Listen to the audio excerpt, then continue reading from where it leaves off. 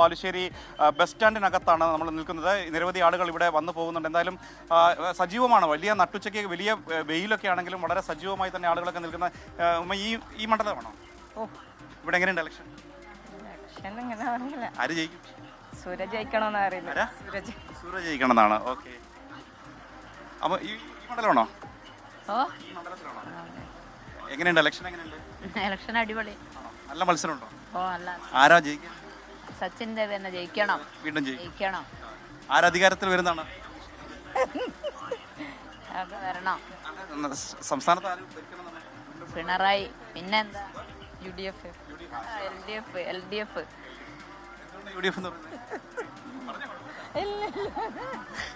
അങ്ങനെ പലതരത്തിലുള്ള ചട്ടണി മണ്ഡലമാണോ? എലത്തൂർ എങ്ങനെയുണ്ട്? എലത്തൂർ നല്ല വിജയപ്രതീക്ഷയാണ്. AK ശശീന്ദ്രൻ, കുഴപ്പമൊന്നുമില്ല. Okay okay. അങ്ങനെ ഇതപ്പോൾ നമുക്ക് കോഴിക്കോട് റിപ്പോർട്ടർ ഇപ്പോൾ നമുക്കിപ്പം ചേരുകയാണ്. എങ്ങനെയുണ്ട് ഇന്ന് ഇവിടുത്തെ ഒരു ഇലക്ഷൻ ചൂടും കാര്യങ്ങളൊക്കെ? പ്രധാനമായിട്ടും മൂന്ന് മുന്നണികളും രംഗത്ത്. ഞാൻ പേര് പറയാൻ ദിലിഷ അതെ അതെ, പ്രധാനമായിട്ടും മൂന്ന് മുന്നണികളും രംഗത്തിറക്കിയിരിക്കുന്നത് യുവാക്കളെ തന്നെയാണ്. യുവത്വത്തിന്റെ കാര്യത്തിൽ എല്ലാ കാലത്തും ഇടതുപക്ഷം ഉറപ്പിച്ചു നിർത്തിയ ഒരു കോട്ടയാണ് ഈ ബാലുശ്ശേരി എന്ന് പറയുന്നത്. ഇക്കുറിയും സിറ്റിംഗ് സീറ്റിൽ തന്നെയാണ് സച്ചിൻ ദേവ് മത്സരിക്കുന്നത്. VT സൂരജാണ്. വലിയ വാശിയേറിയ പോരാട്ടം തന്നെയാണ് നടക്കുന്നത്. VT സൂരജിനെയും സച്ചിൻ ദേവിനെയും ഈ നാട്ടുകാർക്കൊക്കെ തന്നെ രണ്ടുപേരും ഭയങ്കര പ്രിയങ്കരാണ്. എന്നാൽ മറ്റൊരു പ്രധാനപ്പെട്ട കാര്യം, എല്ലാ തവണത്തെയും പോലെയല്ല ഇത്തവണ. കാരണം തദ്ദേശ തെരഞ്ഞെടുപ്പിലടക്കം LDFന് വലിയ തിരിച്ചടി ഉണ്ടായിട്ടുണ്ട്. അതായത് തദ്ദേശ തെരഞ്ഞെടുപ്പിൽ 69,225 വോട്ടുകൾ നേടാൻ UDFന് സാധിച്ചിട്ടുണ്ട്.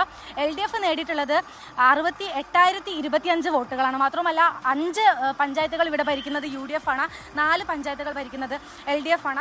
തദ്ദേശ തെരഞ്ഞെടുപ്പിലെ നേട്ടം അത് ഇത്തവണ പ്രതിഫലിക്കുമെന്നൊരു അത് തന്നെയാണ്. ലോക്സഭാ തെരഞ്ഞെടുപ്പിലും നേട്ടമുണ്ടാക്കിയത് UDF ആണ്. തദ്ദേശ തെരഞ്ഞെടുപ്പിൽ പ്രതീക്ഷിക്കാത്ത വിജയം UDFന് ലഭിക്കുകയും ചെയ്തു. സ്വാഭാവികമായും അത് വലിയ വിജയപ്രതീക്ഷ UDFന് നൽകുന്നുണ്ട്. അതുകൊണ്ട് തന്നെയാണ് ചെറുപ്പക്കാരനായ ഒരു സ്ഥാനാർത്ഥിയെ ഇവിടെ നിയോഗിച്ചിരിക്കുന്നത്. എന്തായാലും നമുക്ക് 1-2 പ്രതികരണങ്ങൾ കൂടി തേടാവുന്നതാണ്.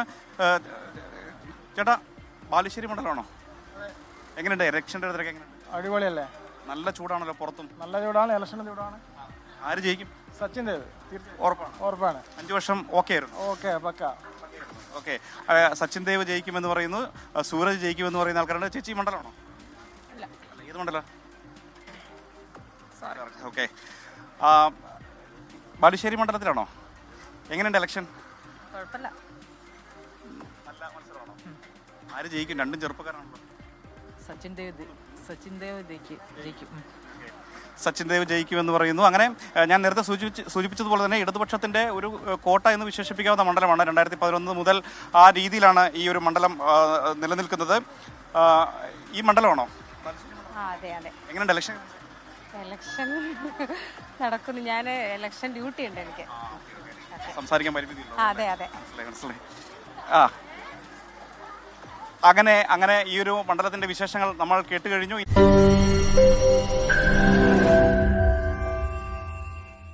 ലോകത്തെവിടെയായാലും ഏത് സമയത്തും 24 വാർത്തകളും ഓഗ്മെന്റഡ് റിയാലിറ്റി പാക്കേജുകളും എക്സ്പ്ലെയിനറുകളും വിശദമായി കാണാൻ ഞങ്ങളുടെ YouTube ചാനൽ നിങ്ങൾക്ക് സബ്സ്ക്രൈബ് ചെയ്യാം.